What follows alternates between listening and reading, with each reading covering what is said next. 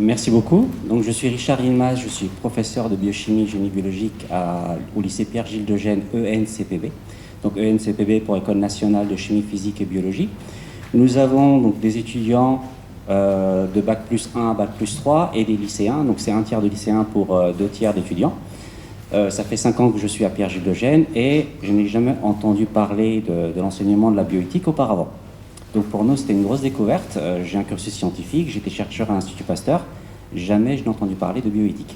Donc on nous a confié l'enseignement de la bioéthique dans le cadre de l'EMC, donc l'enseignement moral et civique. Pour nous, c'était contraint et forcé, on n'avait pas le choix. On était un petit peu dubitatif puisque cette matière n'est pas notée, n'est pas évaluée au bac. Donc comment intéresser les élèves à une matière qui n'est pas notée. Donc ça, c'était le grand défi. Moi, j'ai 2 expériences à ce sujet. La première année où j'ai enseigné la bioéthique, on n'avait pas encore fait connaissance avec l'espace éthique. On était seuls dans notre île de 15 étages dans le 13e. On a fait comme on a pu. Donc l'idée, en fait, c'était d'amener les élèves à réfléchir par eux-mêmes et venir à des conclusions par une réflexion propre.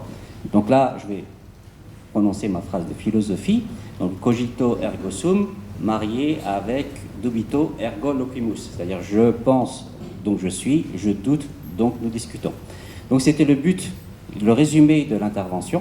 Dans ce cadre-là, nous avons travaillé uniquement sur les transplantations post-mortem, les implantations post-mortem d'embryons, donc ce qui n'était pas un choix facile. L'avantage que nous avons, c'est que toute la partie scientifique est connue par nos élèves, puisque Pierre-Gilles de Gênes, c'est purement scientifique. Nous avons des sections de laboratoire et des classes scientifiques. Et au niveau supérieur, nous n'avons que des scientifiques en rapport avec les sciences de la vie. Donc, la reproduction a été vue, la méthode, ils la connaissent, mais les réflexions, on ne s'est jamais posé la question. De ce fait, la première fois, donc, ils ont ramené des documents de droite et de gauche, sans vraiment vérifier la réalité de ce qui était dit. On leur a appris justement à sélectionner les documents, à réfléchir sur l'origine, la crédibilité, à amener donc à digérer ces documents pour sortir leur propre opinion. Donc ça a abouti à un travail final, donc la discussion éthique. La première discussion, on les a laissés faire. C'était que 10 minutes, hein, parce que il m'aurait fallu l'aspirine au-delà. C'était la cacophonie, parce qu'ils ne savaient pas donner la parole, prendre la parole, et c'était toujours je suis pour, je suis contre. Et pourquoi? Je suis pour. Bon, bref. Donc, la deuxième année, on a eu la chance de faire la connaissance de M. Hirsch et de son équipe, grâce à Catherine Millet, qui est notre chef des travaux à Pierre-Gilles de Gênes. On a d'abord eu une super formation, une matinée entière, où on a vu toute l'équipe de l'espace éthique, des philosophes, des médecins qui sont venus nous parler de la greffe d'organes qui était notre sujet. Et nous-mêmes, on a vu qu'on avait des questions qu'on ne s'était jamais posées. Donc je suis sûr que vous aussi, pour certains. L'une des questions qui a été traitée, par exemple, c'est est-ce qu'il est éthique de donner des organes à quelqu'un qui s'est mis sur la liste des refus? Donc est-ce que c'est bien ou est-ce que c'est mal? Donc, comme je disais à mes élèves, il n'y a pas de réponse juste. Donc c'est là que vient la réflexion éthique.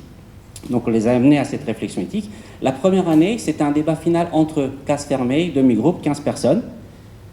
Il y avait un sentiment d'inachevé. Je n'ai pas réussi à accrocher les 2-3 personnes décrocheuses. Bon, c'était un peu perdu, on reste un peu sur notre faim. La deuxième année, donc après notre rencontre avec l'espace éthique, on a fait une première rencontre plénière en amphithéâtre avec l'espace éthique qui leur a présenté le thème et les différentes questions possibles.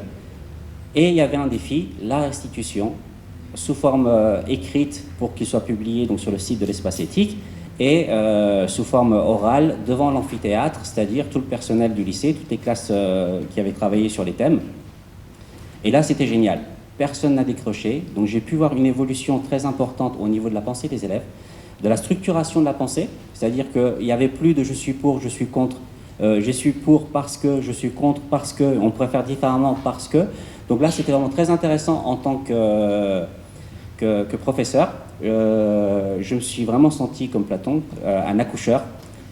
Donc l'accouchement des idées, c'était la réalisation. J'ai eu l'accouchement en direct qui était vraiment magnifique dans la mesure où j'ai pu voir un report de cet enseignement, non seulement sur la matière même, mais au niveau du comportement des élèves.